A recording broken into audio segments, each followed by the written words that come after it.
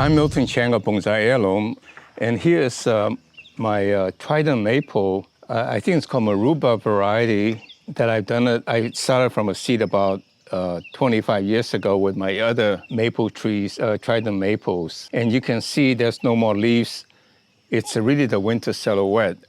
But as soon as spring comes, this tree has a very unusual characteristic. It's covered with leaves totally, and then soon covered totally with seeds. So it's quite an interesting tree. One of the questions is, where do I get my bonsai auction in the San Francisco Bay Area? Well, I actually only go to one auction. Well, no, not really. In a sense, every bonsai club will have bonsai for sale from time to time. And then usually a big annual bonsai show where they will have encourage members to bring in their trees for sale. But the one that I found have very good trees is in Oakland, the Lake Merritt Bonsai Museum. They have an excellent collection of old bonsais, and they also have an annual mammoth sale where you can buy lots of trees. That's probably at least 100 or more trees at the auction. That some are quite decent. The other question is that, what do you do? Should the branch be number one here, number two branch here, and so forth, left, right, and repeat? Or do you just do what you think it looks good? I think just makes it look good. I don't think nature ever follows a rigid rule that when you see a tree, it's almost very random, but the fact it's natural, you feel good about it looking at it. So yeah, anything works so long as it look natural to you. And when in doubt, always think about what light would do to the tree, because light generally would, trees generally would, so if you set it right next to a wall, then the tree would tend to grow out, leaning out forward. Or then you can say there's just, that the wind is blowing in, the prevailing wind is in that direction, that the branch tend to go that way. I think you should think of a way that consistent what nature will make the trees do, and that will actually pleases you by definition almost. So please tell me about how deadwood use, and it's not to use deadwood. I actually don't pay much attention. I tend to leave the deadwood there, because then they would dry out and weather nicely like the old tree. But then before the show, I would try to make it look a little bit less messy, so to speak, but still keep a lot of the old woods. I think there's always a compromise. I think to take the deadwood and paint it with the lime sulfur and so forth to make it a different color, like starkly white, to contrast with the brown bark. If you like that, that's great. But I tend to like to make my bonsai look natural, so I generally don't do that. I could. And I guess the question come up time and again is, so how do you preserve the deadwood? I don't find that necessary. I think if you try to preserve a really soft wood that would rot off, I can't think of anything in mind now, but let's say a birch tree or something, you really can't save the deadwood from rotting. Whereas like a pomegranate, it will last 100 years almost, like it never rots. Anyway, some trees that you seem like the wood, we think of as hardwood, actually will rot, whereas some random bush would tend not to rot. You can see a dead stump, The next one is about roots. There has been a lot of questions, and one of the audience asked me, how about do a basic, beautiful root basics? I think that's a good idea. I think that's the root is such an integral part of the bonsai.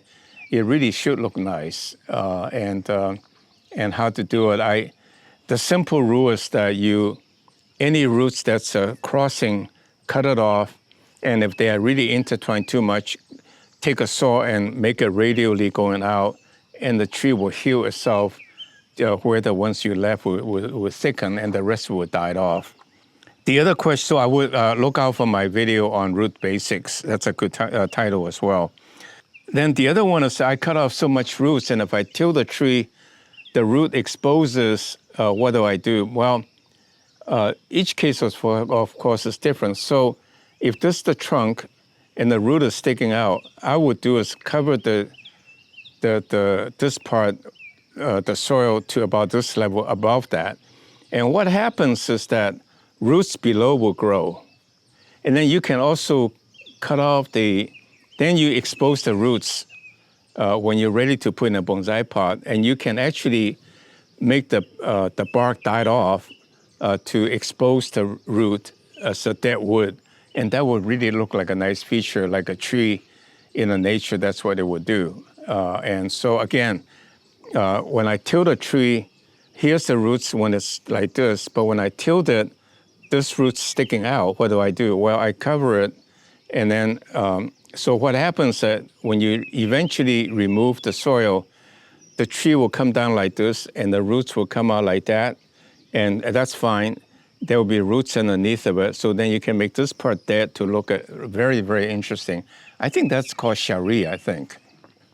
Okay, then I had a demonstration of one of my big junipers, which I said I took out of a 36-inch box, started with a 36-inch box.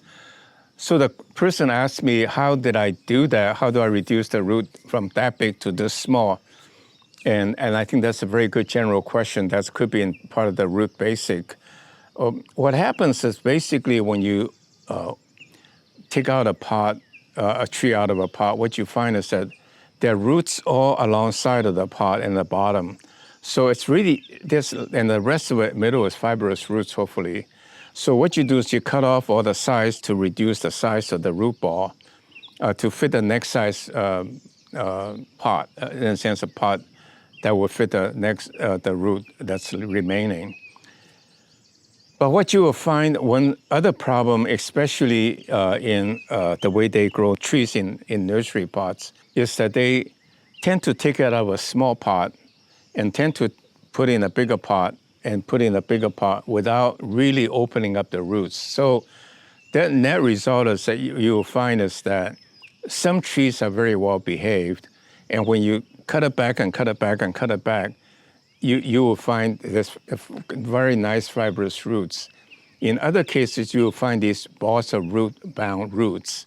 And so you have to treat this very carefully. But generally, the rule is that you cut off what you don't want. What else can you do? But save enough fibrous roots to grow out. And in the meantime, compensate by cutting off the leaves and branches to compensate for the root loss, so that the tree will not be desiccated or dried out. So this person is very lucky. I didn't quite understand all of what he described, but he basically gotten a tall maple tree and wants to reduce it to size. What can I do? And one suggestion he made is to air layer pieces. Let's say you air layer this piece off, and you can air layer this piece off to make multiple bonsai until you get the remaining to the right height. I think that's very smart, and the reason is because you get multiple trees for one, and then and also it really does not make much difference to the tree if you cut it off to start, because that's when the energy is focused on the bottom part, remaining part. But on the other hand, when you air layer, you slow down the flow of the juices, so that it does force the bottom to grow a little faster as well. Okay, and then the next one is that I have a very well-controlled greenhouse environment. That means this person is setting the temperature very evenly, and so my trees doesn't have the dormant season.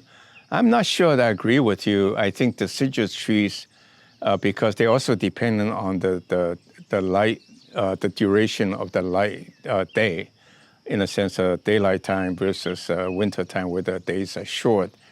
But the question is, can I prune the tree all the time, or any time of the year? and repotting them. I absolutely think you can. And also, as far as repotting goes, independent of the condition, you can always, you have to always cut off enough branches and leaves to compensate for the root loss. Always balance the root and the amount of energy, water it needs. And the final comment about growing in a greenhouse is I think it's great that you have a greenhouse to do that. And, you know, on the other hand, I really don't believe if it's greenhouse that you keep it very even, doesn't go through the fluctuation and doesn't go through the very intense light, because greenhouses usually are shaded.